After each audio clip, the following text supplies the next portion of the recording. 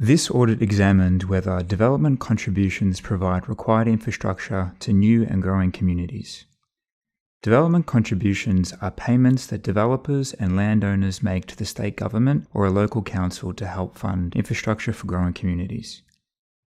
These contributions can also take the form of in-kind works, facilities, or services. For example, if a developer buys an old factory site and wants to build an apartment complex, they may need to pay a levy to the council to fund nearby parks, community centres, sports grounds, or other local infrastructure.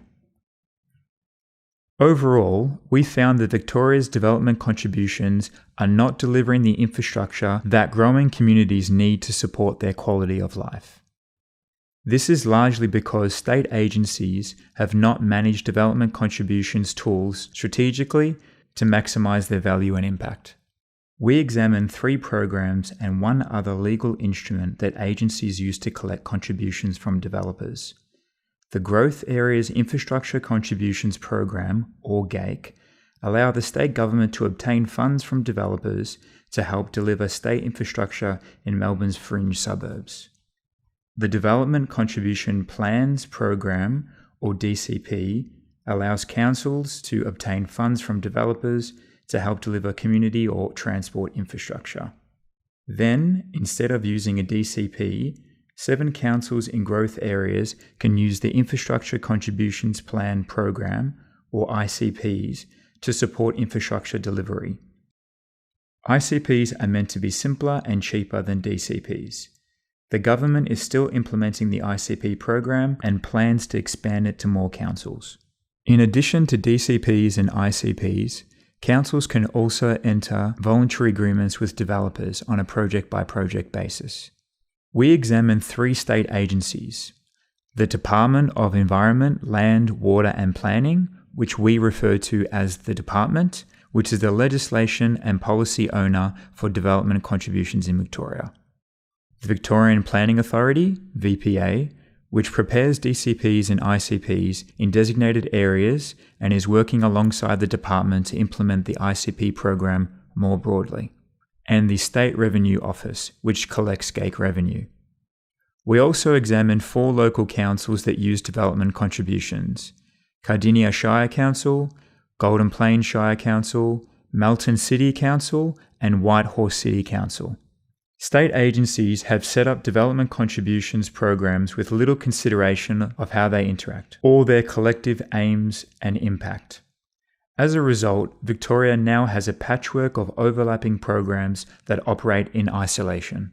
Without an overarching strategy or coordination, state agency management of development contributions tools will remain inefficient and not consider how contributions could best meet community needs.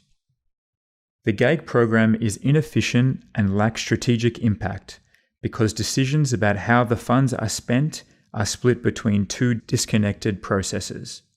This split also makes it harder for the department to address the GAIC program's emerging financial risks. Developers can defer their GAIC payments, making it difficult to reliably predict future revenue levels.